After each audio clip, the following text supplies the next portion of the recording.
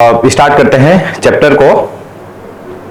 Okay, so basically इस chapter में अपन पढ़ते हैं क्या different type of electronic effect, electronic displacement effect. अब इलेक्ट्रॉनिक डिस्प्लेसमेंट इफेक्ट होते क्या है, यहाँ पे कई सारे पॉइंट्स पे अपन डिस्कशन करने वाले हैं बच्चा क्या क्या कि इलेक्ट्रॉनिक इफेक्ट होते क्या है। इलेक्ट्रॉनिक इफेक्ट होते क्या है, ठीक है। दूसरा, अगर इलेक्ट्रॉनिक इफेक्ट होता है तो उसका जो अगर हमारे पास किसी भी कंपाउंड में कोई इलेक्ट्रॉनिक इफेक्ट काम कर रहा है तो उस इलेक्ट्रॉनिक इफेक्ट की वजह से उस कंपाउंड के क्या क्या प्रॉपर्टीज में चेंजेस यहां पे देखने को मिल रहे हैं। सो देयर इफेक्ट, या हम बोल सकते काइंड ऑफ एप्लीकेशन पार्ट, ठीक है। सारे के सारे जो क्वेश्चन है मोस्टली हमसे कहां पे पूछे जाते हैं बच्चा, एप्लीकेशन पार्ट से, ठीक है। कि कोई भी हमारे पास कंपाउंड में इलेक्ट्रॉनिक इफेक्ट काम कर रहा है तो उस कंपाउंड में क्या क्या चेंजेस हो रहे हैं, ठीक है। How it take place, how it take place, ठीक है। तो इलेक्ट्रॉनिक इफेक्ट क्या होता है, कैसे प्रोसीड होता है और उसके होने से क्या क्या उसके एप्लीकेशन या उसके इफेक्ट रहेंगे, ठीक है। तो स्टार्ट करते हैं। First electronic effect that is inductive effect. First effect यहाँ पे इलेक्ट्रॉनिक इफेक्ट में क्या है बच्चा, इंडक्टिव इफेक्ट की अपन बात करते हैं। इंडक्टिव इफेक्ट बहुत आसान सा इफेक्ट है क्या देखो पहले तो एक बात बता देता हूं क्या कि जितने भी तरह के इलेक्ट्रॉनिक इफेक्ट है, ठीक है, सभी में अपन क्या देखते हैं कि कहीं ना कहीं इलेक्ट्रॉन का क्या हो रहा है, शिफ्टिंग हो रहा है।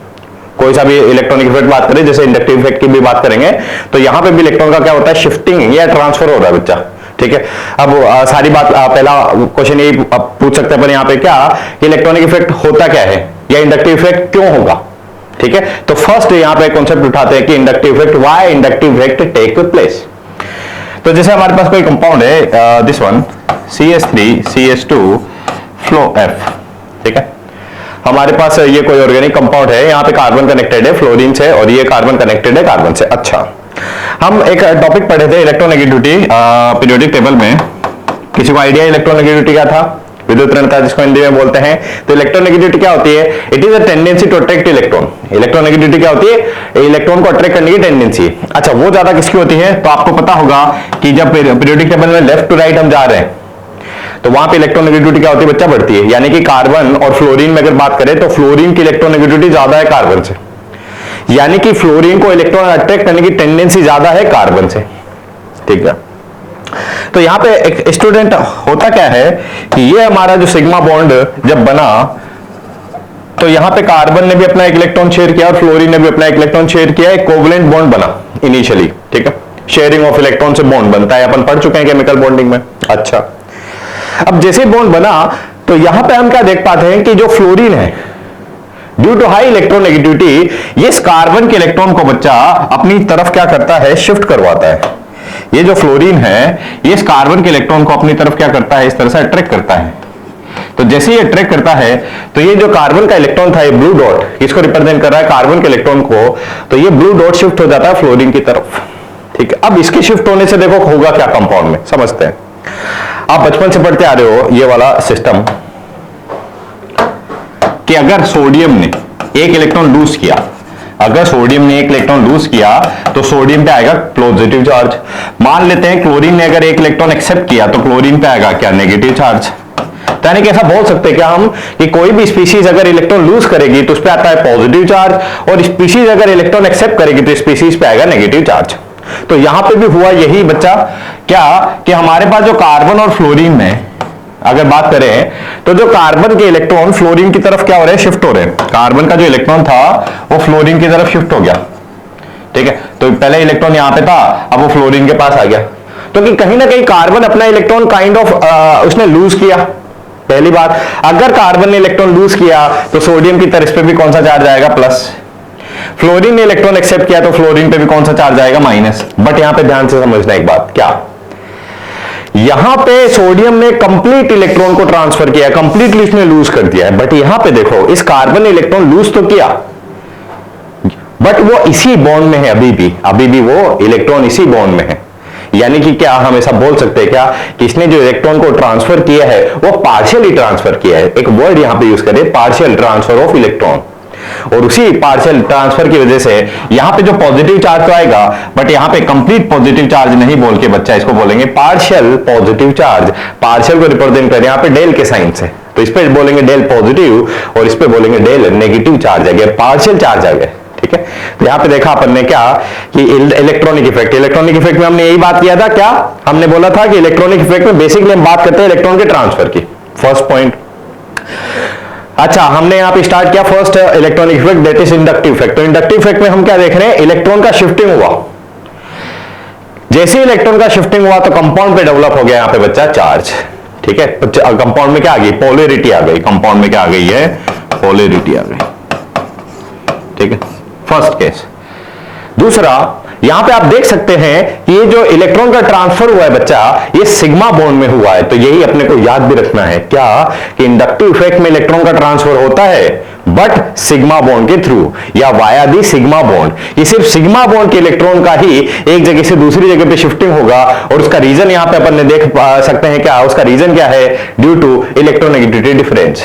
क्यों इलेक्ट्रॉन शिफ्ट हुआ, इलेक्ट्रोनेगेटिविटी के डिफरेंस के बेसिस पे। तो आ जाओ यहां पे, it is a permanent effect. अच्छा, दूसरी बात क्या है कि ये जो इलेक्ट्रॉन का ट्रांसफर अपन ने किया है कार्बन से फ्लोरीन की तरफ, तो जो इलेक्ट्रॉन की शिफ्टिंग हुई है वो परमानेंट तरीके से शिफ्ट हुई है ना। इलेक्ट्रॉन का जो शिफ्टिंग हुआ तो परमानेंट तरीके से इलेक्ट्रॉन का शिफ्टिंग हुआ है, और यही रीजन है कि इस पे जो चार्ज डेवलप होगा वो भी अपने आप में क्या रहेगा बच्चा, परमानेंट रहेगा। तो हम बोल सकते हैं इंडक्टिव इफेक्ट अपने आप में क्या होता है, फर्स्ट परमानेंट इफेक्ट होता है। पोलराइजेशन का मतलब मैं बता चुका हूं कि कंपाउंड पे जैसे पॉजिटिव नेगेटिव चार्ज आएगा, कंपाउंड कैसा हो गया, पोलर हो गया। तो इसी को बोलेंगे पोलराइजेशन यहां पे हुआ है सिंगल कोवलेंट बॉन्ड का, सिग्मा बॉन्ड का। Due to the displacement electron towards the more electronegative atom, the difference in electronegativity is known as what, inductive effect, ठीक है। It is a permanent type of effect. अच्छा, दूसरी बात यहां पे ध्यान देना बच्चा, क्या इसके सर्टेन पॉइंट या कंडीशन की बात कर लेते हैं, वन बाय वन आप नोट भी कर सकते हैं चाहे तो। फर्स्ट पॉइंट यहां पे देखेंगे, इंडक्टिव इफेक्ट यहां पे क्यों हो रहा है, due to what, electronegativity difference. Second point, electron कौन से ट्रांसफर होते हैं, तो आप बोलोगे सिग्मा बॉन्ड के इलेक्ट्रॉन, कौन से इलेक्ट्रॉन ट्रांसफर हो रहे हैं, सिग्मा बॉन्ड के electron, second point. Third point, electron के ट्रांसफर की वजह से यहां पे चार्ज डेवलप होगा या कंपाउंड क्या हो गया, पोलर हो गया। Fourth point, inductive effect distance dependent होता है। डिस्टेंस डिपेंडेंस का क्या मतलब है कि जैसे जैसे डिस्टेंस बढ़ेगा वैसे वैसे इंडक्टिव इफेक्ट कम होता रहेगा, ठीक है। तो जैसे यहां पे देखो, इस कार्बन में जैसे ही अपने इलेक्ट्रॉन फ्लोरीन की तरफ शिफ्ट कर दिए तो कार्बन पे क्या आ गया बच्चा, पॉजिटिव चार्ज आ गया। अच्छा, पॉजिटिव चार्ज क्या बताता है, इलेक्ट्रॉन की डेफिशिएंसी को, कमी को बताता है। तो जैसे इस पे पॉजिटिव चार्ज आया तो ये वाला कार्बन अब क्या करेगा, इस वाले कार्बन के इलेक्ट्रॉन को अपनी तरफ शिफ्ट करेगा। समझ में आ रही बात, पॉजिटिव चार्ज मतलब इलेक्ट्रॉन की डेफिशिएंसी। हमेशा याद ही रखेंगे आप, किसी भी एटम पे कोई भी चार्ज है, पॉजिटिव है कि नेगेटिव है, दोनों के दोनों ही अनस्टेबल है, और कंपाउंड होना चाहता है स्टेबल। तो कंपाउंड पे अगर चार्ज रख दिया तो कंपाउंड की क्या टेंडेंसी होगी, चार्ज को कम करने की। तो यहां पे देखो, इस कार्बन पे चार्ज आ गया पॉजिटिव, कमी आ गई इलेक्ट्रॉन की, तो इस कार्बन की क्या टेंडेंसी होगी, इलेक्ट्रॉन को एक्सेप्ट करने की, ताकि इसका चार्ज कम हो जाए। तो यही रीजन है कि यहां पे भले ही इलेक्ट्रोनेगेटिविटी सेम है, बट फिर भी due to the charge the electron from this carbon shifted toward this carbon. But यहां पे इलेक्ट्रॉन की शिफ्टिंग होगी बट उतनी ज्यादा इफेक्टिव नहीं होती, क्योंकि यहां पे इलेक्ट्रोनेगेटिविटी तो सेम है ना बच्चा। यहां पे इलेक्ट्रॉन क्यों ट्रांसफर हो रहा है, क्योंकि चार्ज डेवलप हो गया, तो यहां पे भी इलेक्ट्रॉन की शिफ्टिंग होगी, बहुत ज्यादा नहीं होगी। तो अगेन इस कार्बन पे डेल पॉजिटिव चार्ज डेवलप होगा, बट वो इस वाले से भी क्या होगा, लेस पॉजिटिव चार्ज होगा। और यहां पे देख सकते हैं, यहां से इलेक्ट्रॉन का शिफ्टिंग तो हो रहा है ओवर, बट सबसे ज्यादा इलेक्ट्रॉन शिफ्ट हो गए यहां से यहां, फिर यहां से यहां कम, और मान लो यहां पे भी हमारे पास और भी कार्बन है तो उस पर और कम होता रहेगा। मतलब ऐसा बोल सकते हैं अपन, इस पे डेल नेगेटिव, इस पे आएगा डेल पॉजिटिव। अब इस पे डेल पॉजिटिव तो इस पे भी आएगा डेल पॉजिटिव, बट वो कम, इस पे और कम। और जनरली अपन बोलते हैं 3 कार्बन के बाद इफेक्टिव ही नहीं रहता इंडक्टिव इफेक्ट, जनरली बात करते हैं, ठीक है। तो जैसे जैसे डिस्टेंस बढ़ेगा वैसे वैसे इंडक्टिव इफेक्ट होगा कम। और यहां पे एक दूसरा पॉइंट भी निकल के आ रहा है, क्या कि इलेक्ट्रॉन की शिफ्टिंग सिर्फ इलेक्ट्रोनेगेटिविटी डिफरेंस की वजह से नहीं, बल्कि चार्ज की वजह से भी इलेक्ट्रॉन की क्या हो सकती है, शिफ्टिंग हो सकती है। कि अगर हमारे पास किसी स्पीशीज पे पॉजिटिव चार्ज है, अगर हमारे पास किसी स्पीशीज पे क्या है, पॉजिटिव चार्ज है, वो ऑक्सीजन पे पॉजिटिव चार्ज इलेक्ट्रॉन की कमी को बता रहा है, तो ये ऑक्सीजन क्या करेगा बच्चा, इस कार्बन के इलेक्ट्रॉन को इसकी तरफ शिफ्ट करेगा। तो अगेन यहां पे डेल पॉजिटिव, यहां पे भी डेल पॉजिटिव चार्ज डेवलप होगा, ठीक है। तो यहां पे दो हमने देखा अभी अभी। इंडक्टिव इफेक्ट होता क्या है, इंडक्शन हो रहा है इलेक्ट्रॉन का सिग्मा बॉन्ड के थ्रू। क्यों होता है, इलेक्ट्रोनेगेटिविटी डिफरेंस या on the basis of charge, दूसरी बात, ठीक है। और बाकी अपन पॉइंट पहले भी डिस्कस कर चुके हैं। नेक्स्ट, ठीक है, यहां पे अपन ने देख लिया, इस पे डेल नेगेटिव, इस पे डेल, सभी पे चार्ज डेवलप हो गया है। बट ये जो चार्ज है सबसे ज्यादा होगा +1 वाला, फिर ये कम, फिर और ये कम हो जाएगा, यानी कि डिस्टेंस डिपेंडेंट है। नेक्स्ट, अच्छा यहां पे बात करने इंडक्टिव इफेक्ट में बच्चा दो तरह के होते हैं, प्लस आई और माइनस आई इफेक्ट, प्लस आई और माइनस आई इफेक्ट। तो प्लस आई इफेक्ट याद रखेंगे क्या, कि प्लस आई इफेक्ट अपने आप में क्या रिप्रेजेंट कर रहा है, कि इलेक्ट्रॉन शिफ्ट हो रहे हैं, इलेक्ट्रॉन हमारे पास ग्रुप लूज कर रहा है, डोनेट कर रहा है, इलेक्ट्रॉन रिलीजिंग ग्रुप है हमारे पास। और जितने भी अल्काइल ग्रुप होते हैं ना बच्चा, सारे के सारे कैसे होते हैं, प्लस आई इफेक्ट वाले ग्रुप कंसीडर करते हैं, जितने भी अल्काइल ग्रुप हैं। तो पहला पॉइंट, प्लस आई का मतलब क्या होता है, इलेक्ट्रॉन रिलीज करने वाली स्पीशीज। माइनस आई का मतलब क्या होगा, इलेक्ट्रॉन खुद की तरफ विड्रॉ करने वाली स्पीशीज को क्या बोलेंगे, माइनस आई इफेक्ट वहां पे अलग बोलेंगे, ठीक है। जैसे कि हमारे पास कोई भी अभी देख लो हेलोजन ऑर्गेनिक कंपाउंड की बात करते हैं ना, ऑर्गेनिक कंपाउंड में स्केलेटन किसका बना होता है, मोस्टली कार्बन का। तो कार्बन से देखो नाइट्रोजन कनेक्टेड है, नाइट्रोजन की तो इलेक्ट्रोनेगेटिविटी कार्बन से ज्यादा होती है। तो ये NO2 क्या करेगा, एग्जांपल भी ले लेते हैं इसका। जैसे मान लो हमारे पास ये NO2 कनेक्ट है, तो NO2 ऑब्वियसली क्या करेगा, इस कार्बन के इलेक्ट्रॉन को अपनी तरफ शिफ्ट करेगा। तो इस पे डेल नेगेटिव, इस पे डेल पॉजिटिव। तो यहां पे ऐसा बोल सकते हैं क्या, इस अल्काइल ग्रुप ने तो इलेक्ट्रॉन शिफ्ट किए, तो इसका तो प्लस है, और इसने इलेक्ट्रॉन एक्सेप्ट करवाए, तो इसका माइनस है। सीधा सा कॉन्सेप्ट, दैट्स इट, बस इतना से याद रखो। तो यहां पे जितने भी हाई इलेक्ट्रोनेगेटिव एटम है कनेक्टेड है कार्बन से, ऑब्वियसली इलेक्ट्रॉन अपनी तरफ शिफ्ट कराएंगे, ठीक है ना। Application of inductive effect, it explain the stability of carbocation, free radical, acidic nature of carboxylic acid and basic nature of amine, ठीक है। इसके एप्लीकेशन की बात बच्चा एक साथ में अपन कर लेंगे इनकी, मतलब सारे से सारे इलेक्ट्रॉनिक इफेक्ट अपन पढ़ लेंगे, फिर वहां पे अपन इनके एप्लीकेशन की बात करेंगे कि stability of carbocation, stability of free radical, etcetera etcetera. और खास बात यह है क्वेश्चन सिर्फ वहीं से आना है। तो आप बोलोगे कि सर ये क्यों पढ़ा रहे हो, भाई उसको सोल्व तो तभी कर पाएंगे ना अपन जब अपने को इफेक्ट आता हो, समझ पा रहे हो, उसी को तभी अप्लाई कर पाएंगे अपन। ओके चलो, अच्छा प्लस आई इफेक्ट का मतलब क्या है, इलेक्ट्रॉन लूज करेगा। अब इलेक्ट्रॉन लूज कब करेगा, उसके पास एक्सिस में इलेक्ट्रॉन है, पहली बात। एक्सिस में इलेक्ट्रॉन मतलब क्या, उसके पास नेगेटिव चार्ज है, उसके पास क्या है, अगर नेगेटिव चार्ज है तो इलेक्ट्रॉन को लूज करेगा। दूसरी बात, जितने भी अल्काइल ग्रुप है सबके सब कौन सा इफेक्ट शो करते हैं, प्लस आई। तो यहां पे देखो, अब जितना बड़ा अल्काइल ग्रुप उतना बड़ा प्लस है। यहां पे हमारे पास देखो दो मिथाइल ग्रुप हैं कनेक्टेड है कार्बन से, यहां पे हमारे पास एक इथाइल ग्रुप कनेक्टेड है, यहां पे एक इथाइल ग्रुप कनेक्टेड है कार्बन से। तो जैसे जैसे जितना बल्कि जितना बड़ा हमारे पास अल्काइल ग्रुप होगा उसका प्लस है उतना ज्यादा। और अल्काइल ग्रुप और इन नेगेटिव चार्ज में अगर देखें तो नेगेटिव चार्ज स्पीशीज का प्लस है ज्यादा होगा। यानी कि कंपेयर कर रहे हैं अपन, हमारे पास एक ही हमारे पास अलग अलग कंपाउंड है, एक पे O- लगा हुआ है, एक बार ये लगा हुआ है, तो हम बोलेंगे ज्यादा प्लस आई किसका है, O- का, क्योंकि ऑक्सीजन पे तो नेगेटिव चार्ज है। यानी कि आप हमेशा याद रखेंगे बच्चा, आप लोग भी क्या, कि चार्ज ज्यादा इफेक्टिव होता है as compare to other factor, ठीक है। तो यहां पे तो चार्ज है और इनकी तो अल्काइल ग्रुप की तो टेंडेंसी है इलेक्ट्रॉन को लूज करने की, ठीक है, पहली बात।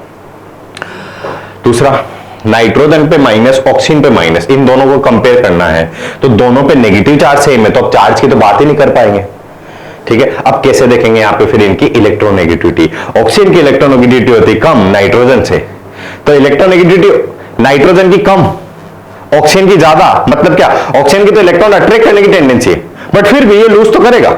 नेगेटिव चार्ज मतलब एक्सिस में इलेक्ट्रॉन है, एक्सिस में इलेक्ट्रॉन यानी कि इलेक्ट्रॉन को लूज तो करेगा, बट यहां पे इसकी लूज करने की टेंडेंसी नाइट्रोजन से कम होगी, क्योंकि ऑक्सीजन की इलेक्ट्रोनेगेटिविटी क्या होती है, कम होती है, सॉरी ऑक्सीजन की इलेक्ट्रोनेगेटिविटी ज्यादा होती है नाइट्रोजन से, ठीक है। और यहां पे भी सेम रीजन बोल सकते हैं, सभी पे सेम चार्ज है, टॉप टू बॉटम आप जा रहे हो, OSC टॉप टू बॉटम आ रहे हैं, पीरियोडिक टेबल में पढ़ा है पढ़ने।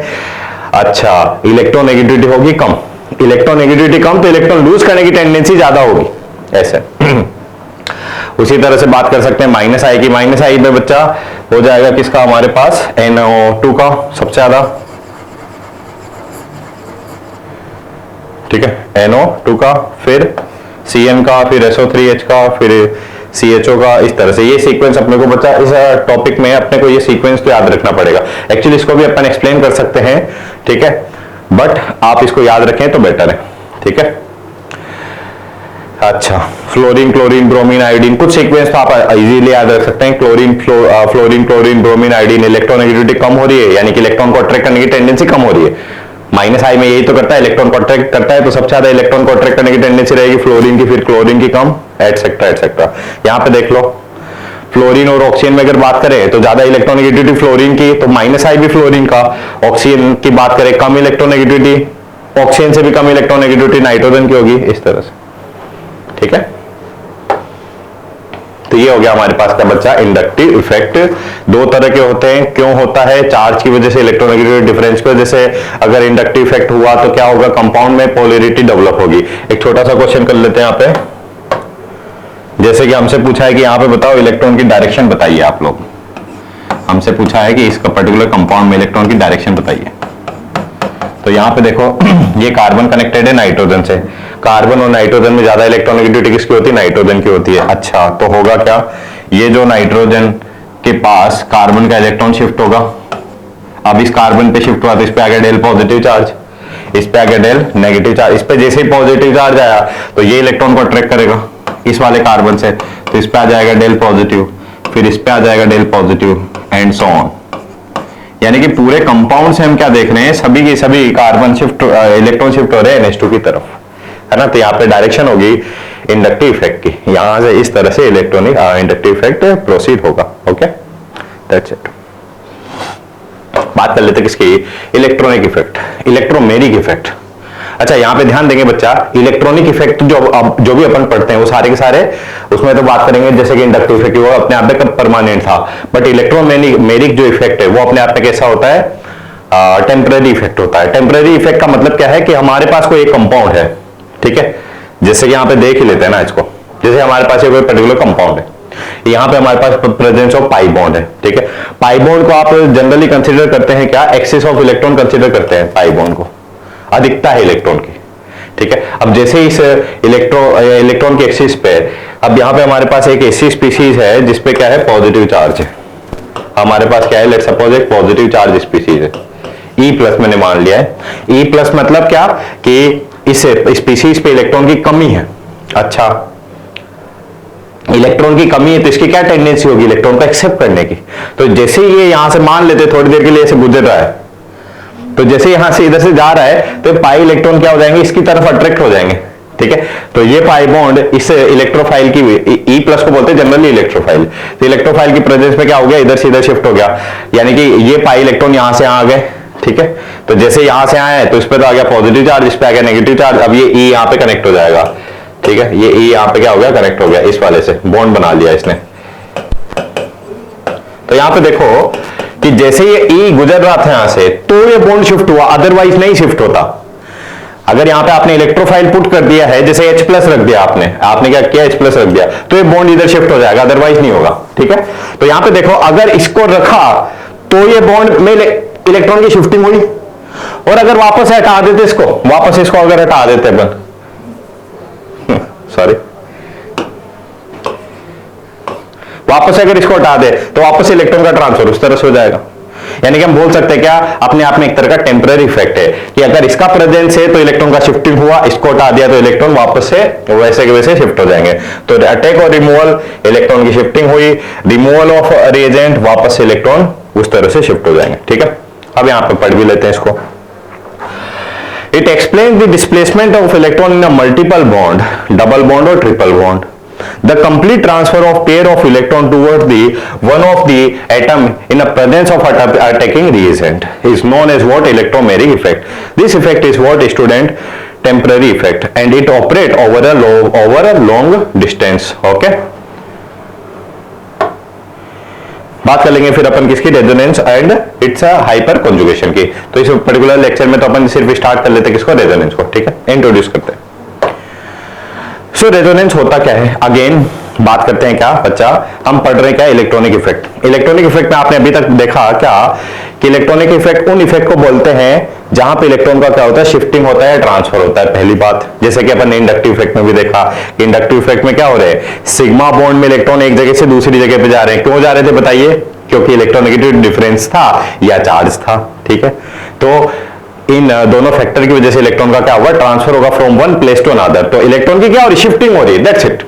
तो पूरे इलेक्ट्रॉनिक इफेक्ट में ही अपन बात करते हैं इलेक्ट्रॉन की शिफ्टिंग होगी, क्यों होगी समझ लिया अपन ने, कैसे होती है वो भी समझ लिया, ठीक है। तो उसी तरह से उसी कैटेगरी में एक दूसरा तरह से इलेक्ट्रॉन की शिफ्टिंग होती है, that is known as what बच्चा, रेजोनेंस, ठीक है। यहां पे भी इलेक्ट्रॉन की शिफ्टिंग होती है बट अलग तरह से। तो पहली बात, रेजोनेंस होता क्या है, सबसे पहली बात यही करते हैं।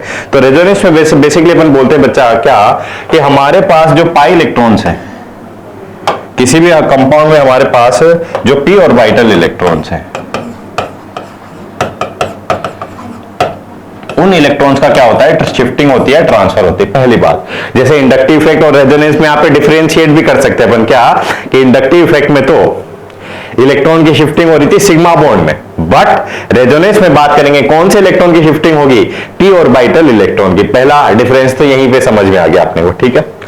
अच्छा, the phenomena in which two or more equivalent structure for a compound can be written with the involvement of identical position of atom but different arrangement of electron। यहाँ पे क्या बोलना चाह रहा है कि हमारे पास दो स्ट्रक्चर ऐसे हैं आपके पास जहां पे एटम का पोजीशन तो सेम है बट वहां पे इलेक्ट्रॉन का डिस्ट्रीब्यूशन क्या हो गया, डिफरेंट तरीके से हो गया, इज कॉल्ड रेजोनेंस।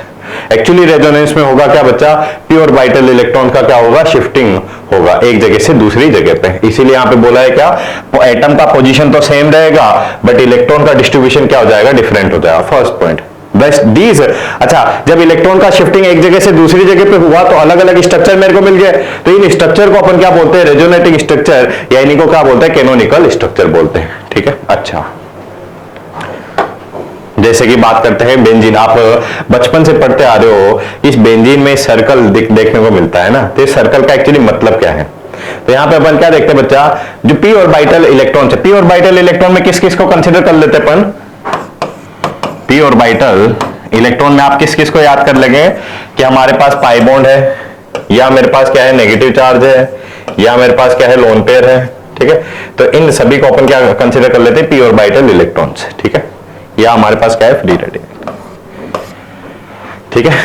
तो अगर हमारे पास इसमें से किसी भी तरह के इलेक्ट्रॉन है तो इनको बोलेंगे पी ऑर्बिटल इलेक्ट्रॉन। तो रेजोनेंस में पी ऑर्बिटल इलेक्ट्रॉन का ट्रांसफर होता है, कैसे होता है इसको डिटेल में समझेंगे, बट एक इंट्रोडक्शन पार्ट यहां पे देख रहे हैं। अच्छा देखो, यहाँ पे होता क्या है बच्चा, कि ये जो पाई इलेक्ट्रॉन्स है ना, इसमें इस स्ट्रक्चर में ये वाला और ये वाला, तो ये पाई बॉन्ड यहाँ पे शिफ्ट, ये पाई बॉन्ड यहाँ पे शिफ्ट और ये पाई बॉन्ड यहाँ पे शिफ्ट हो, ठीक है। तो ये पाई बॉन्ड आ गया यहाँ पे, ये पाई बॉन्ड चले गए यहाँ पे और ये पाई बॉन्ड चले गए यहाँ पे, ठीक है। वापस से ये पाई बॉन्ड शिफ्ट हो जाएगा यहाँ पे, ये यहाँ पे और ये यहाँ पे। तो जैसे ही इसको नंबर दे देते ना, तो आपको ज्यादा समझने में भी आसानी रहेगी, है ना।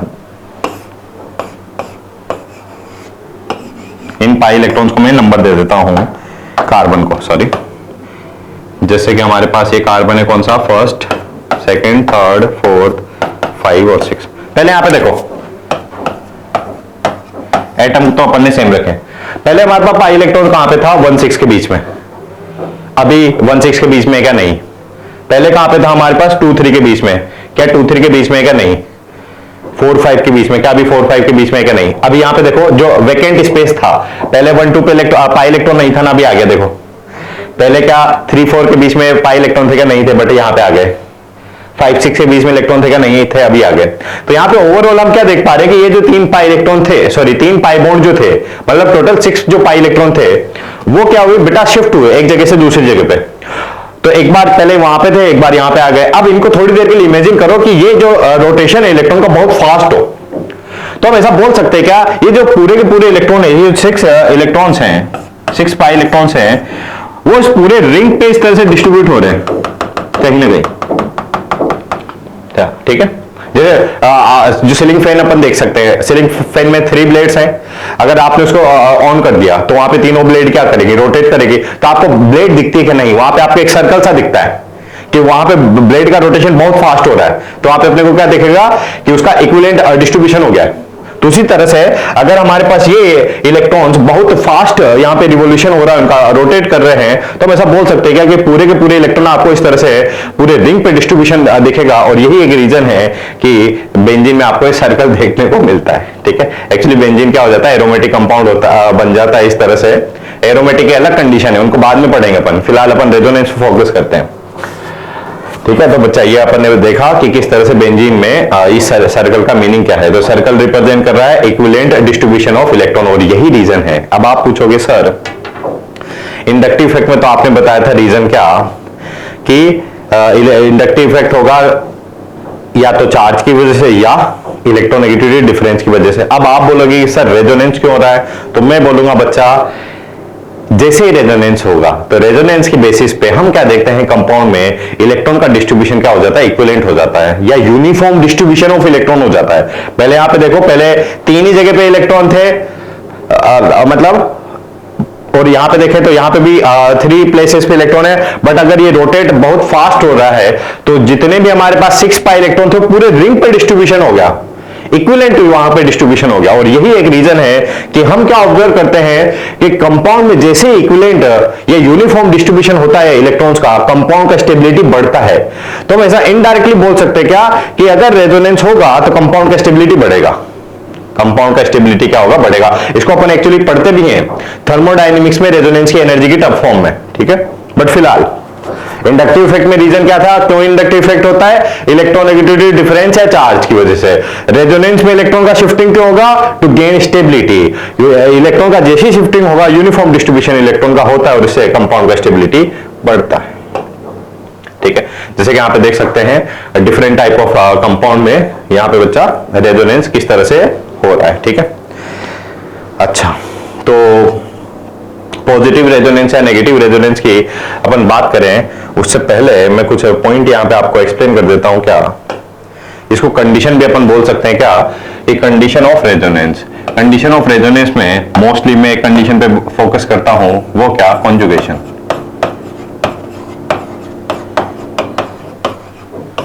कॉन्जुगेशन की बेसिकली 4 टाइप ऑफ सिस्टम को बात करते हैं, इनको याद भी आपको रखना है। जैसे कि फर्स्ट होता है क्या, pi bond,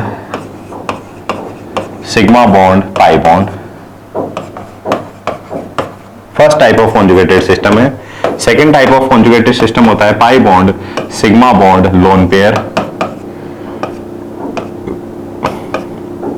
third type of conjugated system होता है बच्चा pi bond, sigma bond, positive charge. Fourth type of conjugated system होता है pi bond, sigma bond, negative charge. मैं एक्सप्लेन कर रहा हूं इनको ना अभी क्या मीनिंग है इसका। और फिफ्थ कॉन्जुगेटेड सिस्टम होता है pi bond, sigma bond and free radical, ठीक है। अच्छा, ओके, देखो यहां पे हमने बोला है कि 5 टाइप ऑफ कॉन्जुगेटेड सिस्टम की अपन बात करते हैं। कॉन्जुगेटेड सिस्टम में 5 टाइप ऑफ कॉन्जुगेटेड सिस्टम में क्या इसका मीनिंग है समझते हैं। जैसे कि हमारे पास ये कोई कंपाउंड है CH2 double bond CH, CH double bond CH2। तो यहां पे अपने को याद रखना है क्या, कि अगर पाई बॉन्ड, सिग्मा बॉन्ड और पॉजिटिव पाई बॉन्ड इस तरह से अरेंज है। देखो यहाँ पे ये हमारे पास पाई बॉन्ड हो गया। डबल बॉन्ड में आप समझ चुके हैं introduction part of organic chemistry में, डबल बॉन्ड में एक सिग्मा होता है एक पाई होता है। तो पाई बॉन्ड, ये सिग्मा बॉन्ड और ये पाई बॉन्ड, तो इस तरह से अवेलेबल है pi bond, sigma bond, pi bond. तो यहां पे क्या होगा बच्चा, ये पाई बॉन्ड यहां पे शिफ्ट और ये पाई बॉन्ड शिफ्ट हो जाता है यहां पे। अब जैसे यहां पे शिफ्ट होगा तो देखो इस पे तो आ गया बच्चा क्या, नेगेटिव चार्ज, और इस पे क्या आ गया, पॉजिटिव चार्ज, और ये पाई बॉन्ड बन गया यहां पे, ठीक है। तो इसको बोलेंगे, ये पाई इलेक्ट्रॉन का शिफ्टिंग को हम बोलेंगे यहां पे रेजोनेंस हुआ है, ठीक है। तो रेजोनेंस कब होगा, अगर कॉन्जुगेशन है तो।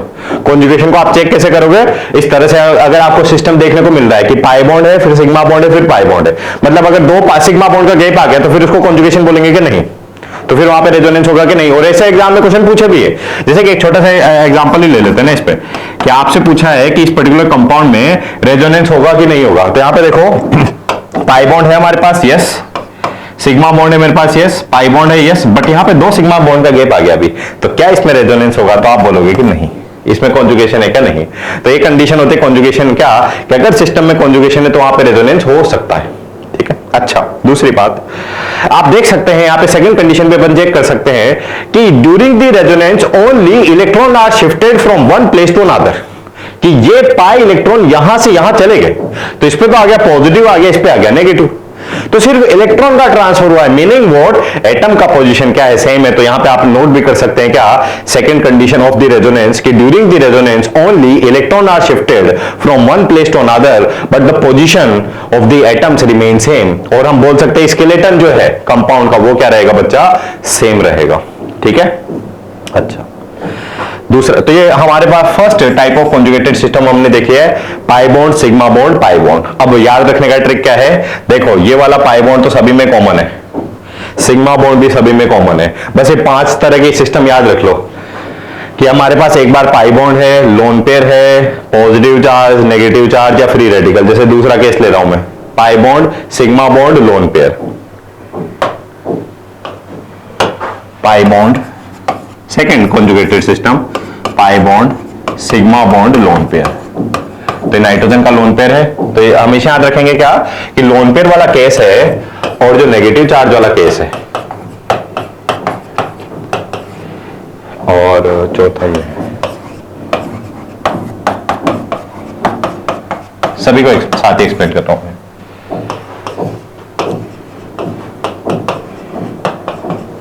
देखना बच्चा यहां पे, पहले तो ये हो गया हमारे पास 5 टाइप ऑफ कॉन्जुगेटेड सिस्टम पे पहचानेंगे कैसे, आप देखो पाई bond, sigma bond, lone pair, इस तरह से अवेलेबल होना चाहिए तो ही कॉन्जुगेशन है।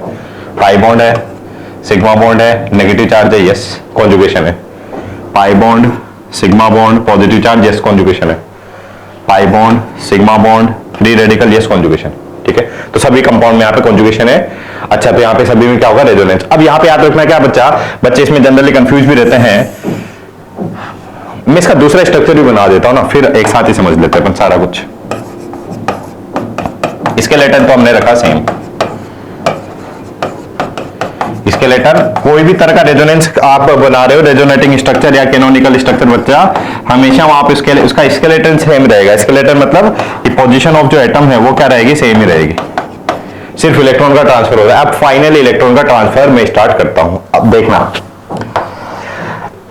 अगर हमारे पास या तो लोन पेयर है या नेगेटिव चार्ज है, लोन पेयर मतलब भी होता है axis of electron, negative charge भी मतलब होता है axis of electron. Axis of electron है तो अपने से दूर इलेक्ट्रॉन को शिफ्ट करेंगे, और यही रीजन है कि लोन पेयर अपने से दूर जाएगा। ये यहां पे तो पाई बॉन्ड ऑब्वियसली यहां पे जाएगा। अब आप बोलोगे कि सर ये लोन पेयर यहां पे गया तो ये बॉन्ड इधर शिफ्ट क्यों हुआ? अरे भाई देखो ना, कार्बन की वैलेंसी कितनी होती है, 4 मैक्सिमम।